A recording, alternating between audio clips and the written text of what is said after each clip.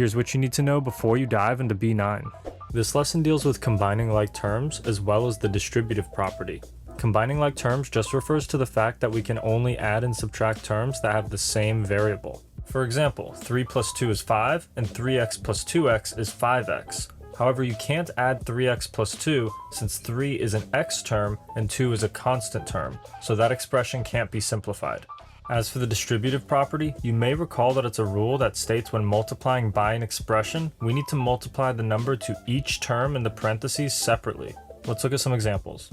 In order to simplify this expression, we need to combine like terms. Notice how all three terms are h terms, meaning they can all combine to make one h term. So we'll start with negative 8h minus 4h, which gives us negative 12h.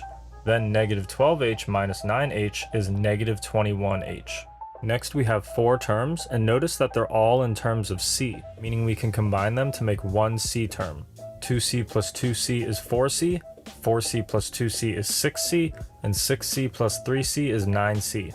Next, notice how we have a negative 3 that's being multiplied by our expression in the parentheses. This means we need to distribute the negative 3 to both terms in the parentheses before we can combine like terms. So we'll start by multiplying negative 3 times negative 3w to get 9w.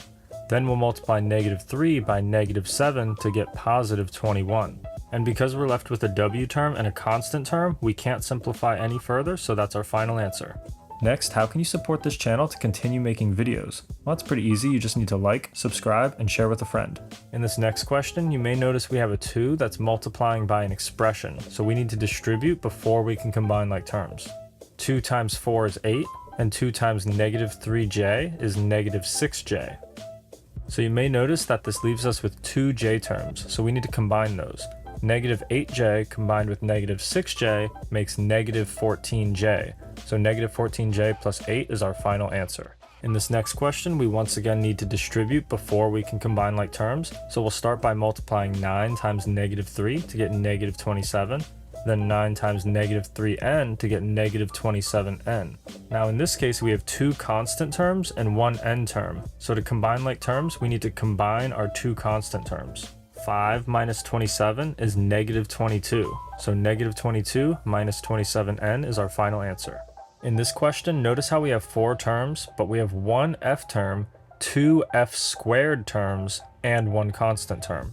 Since an f term and an f squared term don't combine, we just need to combine our f squared terms. So 10f squared plus 9f squared is 19f squared. And although this answer is in its simplest form and would be marked as correct, I think it's a good habit to practice rearranging your terms in the order of your highest exponents first. In this question we have 6 terms, but notice that each one is an s squared term, meaning we can combine all of these into one term. 10 plus 9 is 19, 19 plus 9 is 28, 28 plus 3 is 31, 31 plus 2 is 33, and 33 plus 6 is 39, so our final answer is 39s squared. Well, that's all I've got for this lesson. If you want to see more content just like this, check out the Algebra 1 IXL playlist right here. This is Mr. Leo with Epic Math. Thank you so much for watching, and I'll see you in the next video.